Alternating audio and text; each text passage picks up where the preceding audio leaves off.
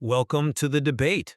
Today, we're diving into something really complex, the breakneck global race toward artificial general intelligence, AGI, and specifically, the sort of contradictory effects it's already having. Right. It's this fascinating conflict, isn't it?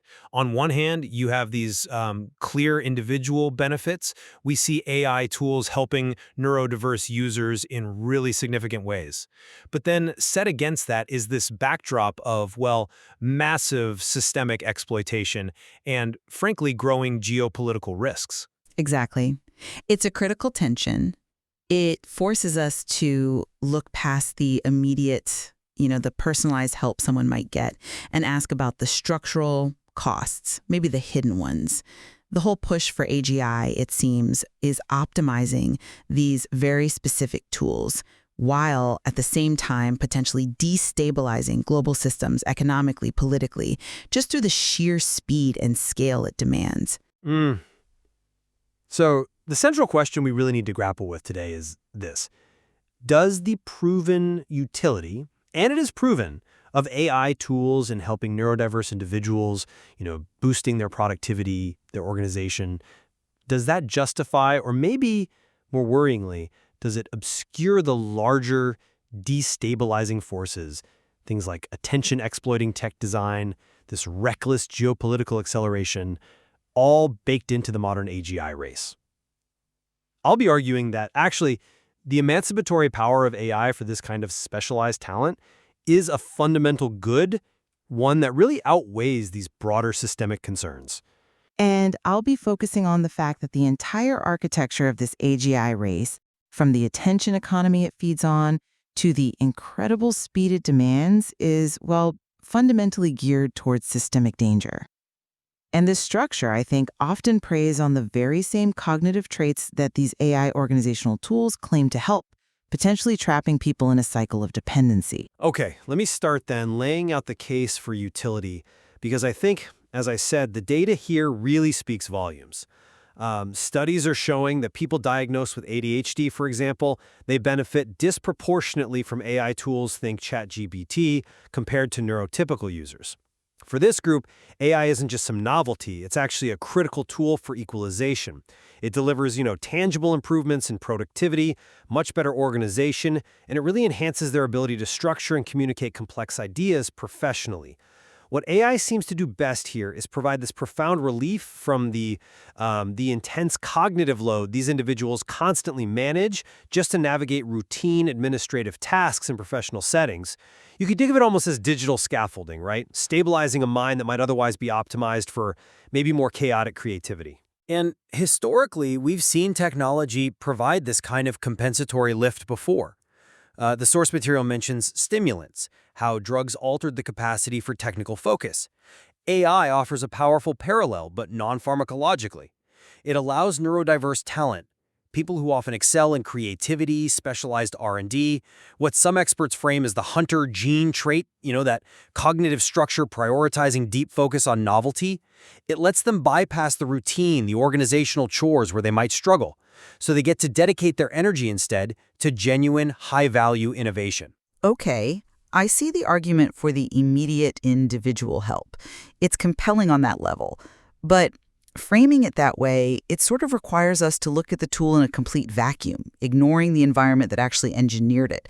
The very same tech ecosystem that delivers these powerful organizational benefits is simultaneously, and I'd say ruthlessly, optimized for human distraction and, well, addiction.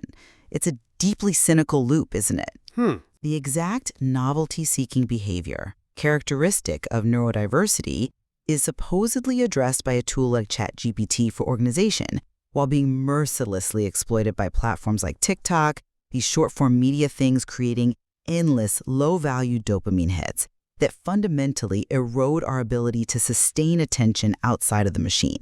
And furthermore, the sheer scale of the AGI race just compounds this instability. It prioritizes breakneck speed over safety, over stability, over any kind of meaningful oversight. We're watching enormous amounts of capital flow in, and it's fundamentally shifting power dynamics globally.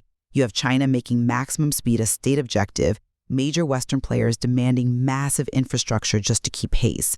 The systemic concern here is that this almost existential pursuit of AGI leadership is just overriding all other considerations, including human cognitive health and, critically, regulatory stability. I understand why you draw that connection, linking the, let's say, exploitative platforms with AGI development itself. But maybe let me offer a different perspective. I think we must maintain a critical distinction here between specialized AI tools designed explicitly to help with organization, professional communication tools that are demonstrably emancipatory for, say, ADHD users, and those other platforms, the purely exploitative, attention-seeking ones. If we don't make that distinction, we risk throwing the baby out with the bathwater, condemning essential tools just because some adjacent platforms are designed poorly. I don't see that as a failure of the technology itself. It seems more like a consequence of the broader free market, where, ultimately, individuals have to exercise some discretion over how they use things. I'm sorry, but I just don't quite buy that neat compartmentalization. Let me tell you why. You're essentially asking us to believe that the enormous financial capital, the engineering ethos driving AGI, that it's somehow siloed off from the goal of maximizing, time on system globally. The very companies pushing the AGI race, Oracle, Microsoft, NVIDIA, they are deeply integrated, interconnected with this broader digital design philosophy that normalizes exploiting our attention. Where does the massive infrastructure money needed for AGI even come from? It flows from and it reinforces an ecosystem where capturing attention is paramount. But the tool's function is distinct. Is it, though? Can you really separate the sophisticated machine learning engine that helps you organize your email or draft complex documents from the underlying design philosophy that optimizes the pop-ups, the nudges, the interruptions that constantly prey on your focus? They often share the same engineers, they certainly share the same capital sources, and arguably the same underlying profit-driven goal: maximizing engagement, maximizing time on system, whether that system is, helping you organize or simply addicting you. The utility of the tool, I worry, just masks the toxicity of the whole environment it sits within. Okay, but let's talk about the geopolitical reality then, because that interconnectedness you mentioned, the capital demand, it feeds directly into those risks. Exactly. And you mentioned necessary acceleration earlier, but have you considered the environmental and regulatory instability? Look at the sheer scale of projects like Elon Musk's Colossus 2. We're talking about computing power measured not in megawatts, but in gigawatts. 1.1 gigawatts, that's the output of major power plants, and it requires special rapid construction permits, connecting power infrastructure across state lines. This reckless prioritization of speed in the AGI race, shown by demanding 12-month permits to bypass standard environmental reviews, standard grid stability studies, it reveals, I think, a profound disregard for long-term regulatory oversight. See, I wouldn't frame strategic acceleration as inherent recklessness. I think the definition of necessary risk changes when the stakes feel existential. And history kind of bears that out, doesn't it? We are operating within a geopolitical reality where this race, it isn't really optional. If China and other state actors are pushing AI development at maximum speed, then arguably strategic acceleration is required simply to secure national leadership, a leadership position that affects everything from economic stability right through to defense capability. Now, rigorous regulatory oversight is absolutely crucial, I agree, but bypassing specific, sometimes incredibly slow-moving bureaucracy using tools like special 12-month permits might just be a necessary means to an essential end. We're talking about permits related to, massive power transmission grid stability studies, complex environmental impact assessments. These things typically take years. When the global competitive landscape seems to be operating on maybe a 2-year timeline for AGI dominance, those standard delays, they become an existential competitive threat. So I don't see it as carelessness. I see it as strategy required to maintain that competitive advantage. We can't afford, I don't think, to unilaterally disarm our innovation capacity just for the sake of strict adherence to traditionally slow processes. But that pursuit of national leadership, should it automatically grant a pass to creating systemic instability? The sheer scale of the energy demand, 1.1 gigawatts, the physical infrastructure required, it forces us to look at the bigger cost. By pushing so fast, aren't we just externalizing the cost onto public infrastructure, onto the environment? Demanding that state and local governments effectively waive stability requirements. That creates massive single points of failure, surely, both in terms of power grid reliability and potentially in regulatory gaps that could lead to unforeseen risks as these AGI models scale up. Justify that strategic risk. The core success of AI in this context is removing that low-value administrative cognitive load, the stuff associated purely with organizational tasks.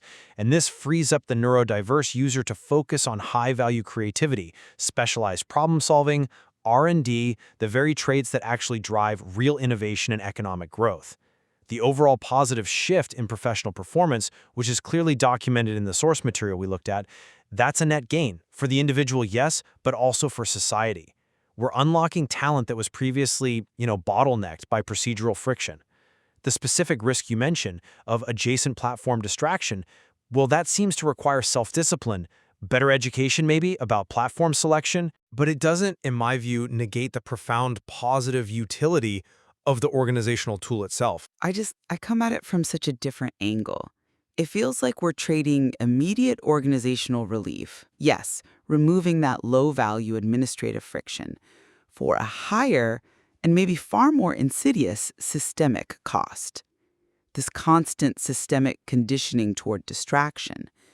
We aren't just removing one kind of cognitive load. We're replacing the organizational struggle with the cognitive burden of constant, dopamine-driven stimulation, which the entire tech infrastructure, now demanding gigawatts of power, is fundamentally designed to perpetuate. The shift, to measuring success in raw power, in computing scale, it confirms that the priority has fundamentally shifted. The machine's capability, its speed, that's become the focus. Not sustained human cognitive health, not societal stability. So the organizational benefit feels localized, maybe temporary. But the systemic exploitation, fueled by the staggering infrastructure of this AGI race, that feels global and persistent. It feels like we're making ourselves systemically vulnerable just to achieve individual convenience. Okay, the bottom line for me remains that AI is proving itself to be a critical equalizer. It's giving talented, neurodiverse professionals the compensatory tools they need to finally clear certain professional hurdles and contribute their best work, unlocking specialized innovation. We simply cannot sacrifice genuine individual empowerment purely out of fear of the surrounding market forces and geopolitical realities. Those realities must be addressed absolutely, but separately, through policy, through regulation that doesn't restrict the beneficial tool itself. And from my perspective, while those individual benefits certainly exist and they are worth acknowledging, the overwhelming systemic forces seem undeniable. From the predatory design that can exploit neurodiversity to the politically charged high-energy AGI race demanding regulatory bypasses and huge resource prioritization. It all suggests that the overall technological trajectory is fundamentally geared towards large-scale exploitation and instability.